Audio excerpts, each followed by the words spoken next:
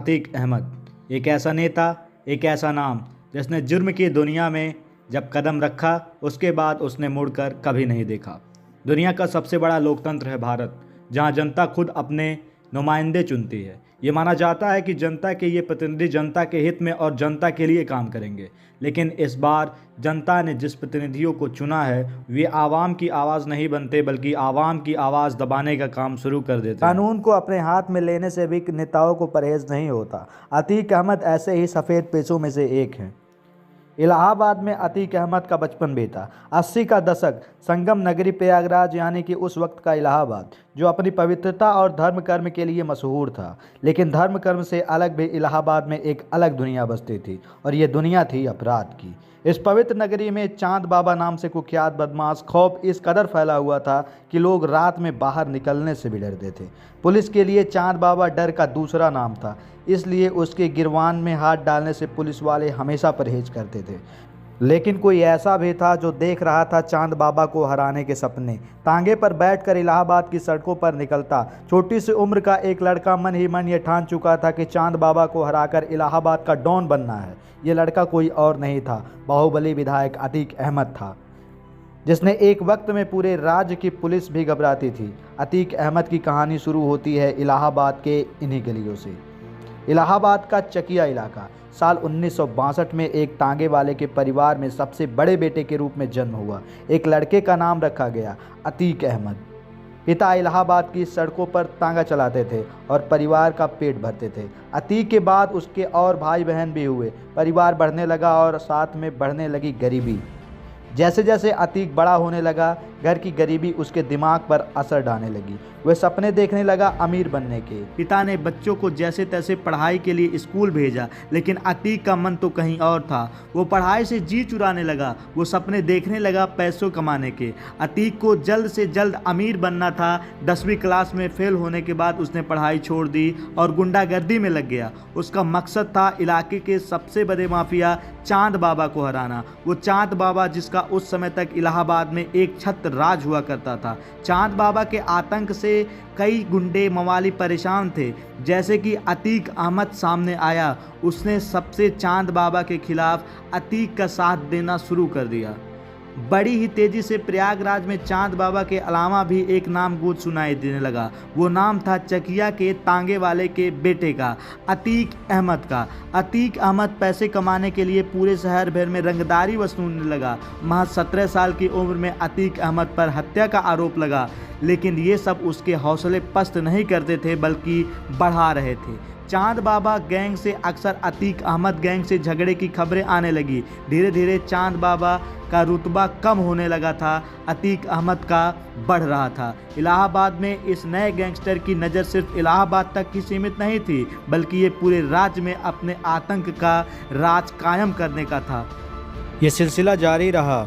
करीब 10 साल में ही अपराध की दुनिया में अतीक ने बड़ा नाम हासिल कर लिया। गरीब तांगे वाले के बेटे के पास आज पैसे की कोई कमी नहीं थी। छोटी सी उम्र में ही अतीक पर 80 से ज़्यादा हत्या और रंजिश की, रंगदारी की, धोखाधड़ी, आर्म्स एक्ट जैसे मामले दर्ज हो चुके थे। उस समय के सभी गैंगस्टर के बीच अतीक की तूती बोलती थी, लेकिन एक चीज़ जो अभी तक अतीत तक नहीं पहुंची थी, वो थी सत्ता की पावर। अतीक अहमद का 1989 तक बड़ा कद हो चुका था। पुलिस भी अतीक अहमद के नाम से खौफ खाने लगी थी। कई बड़े नेताओं से भी अतीक अहमद का उठना बैठना हो गया था। इसलिए अतीक अहमद को समझ आने लगा था कि पैसों के अलावा अगर पावर भी चाहिए तो सियासत में शतरंज में खेलना ही पड़ेगा।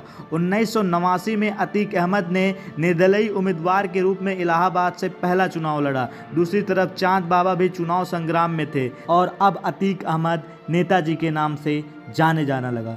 लेकिन सफ़ेद कपड़ों में नज़र आने वाले इस माफिया का काम अब भी बदला नहीं था, वो काले ही थे।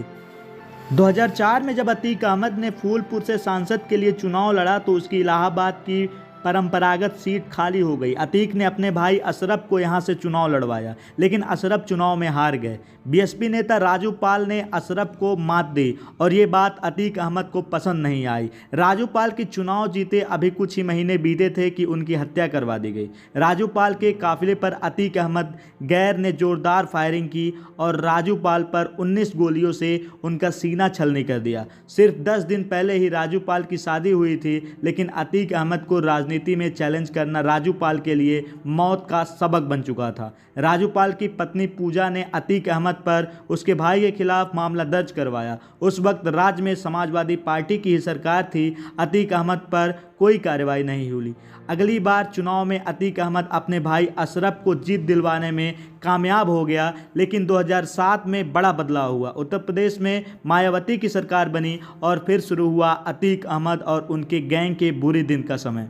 बीएसपी सरकार में आते ही अतीक अहमद को राज्य का मोस्ट वांटेड अपराधी घोषित कर दिया गया। अतीक अहमद पर इनाम भी जारी कर दिया गया। कुछ समय पहले तक उत्तर प्रदेश में अपना दबदबा बना रहे बाहुबली नेता को अब भगोड़ा अपराधी मान लिया गया। पुलिस अतीक के पीछे पड़ी हुई थी और आखिरकार दिल्ली में उन्हें गिरफ्तार कर लिया गया। फिर यूपी की अलग अलग जेलों में वो बंद रहे, लेकिन इस बार फिर वक्त बदला और 2014 में जब अखिलेश की सरकार आई तो अतीक अहमद को जमानत मिल गई। 2014 में अतीक अहमद ने श्रावस्ती में चुनाव लड़ा, लेकिन जीत नहीं पाए। उत्तर प्रदेश में योगी आदित्यनाथ के मुख्यमंत्री बनने के बाद जैसे सब कुछ बदलने लगा। इसी दौरान एक व्यापारी की किडनैपिंग और जेल में उसकी पिटाई का वीडियो वायरल होने लगा। इस मामले में अतीक अहमद का नाम सामने आया।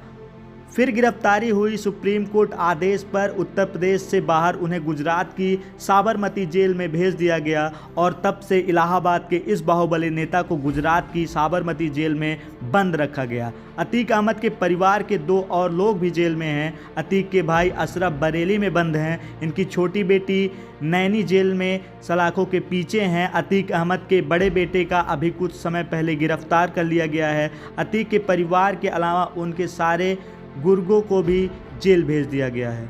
अतीक अहमद ने माफिया के काले धंधे को करोड़ों रुपए की ज़मीन हथियाई थी, उसे भी लगातार कुर्क किया जा रहा है। इस्लामाबाद के अलावा राज्य के कई और इलाकों में अतीक अहमद की संपत्ति पाई गई है। उनके रिश्तेदारों के नाम पर भी कई प्रॉपर्टी को सरकार ने अपने कब्जे में ले लिया है। कई अवैध इमारतों की गिराया भी की जा रही है और ज़मीन कब्जे में ली गई उस पर आवासीय योजना के तहत मकान बनाए जा रहे हैं। पिछले 2 सालों में इस तरह की कार्रवाई की गई है और अतीक की करीब 200 करोड़ से ज़्यादा की संपत्ति कुड़क हो चुकी है।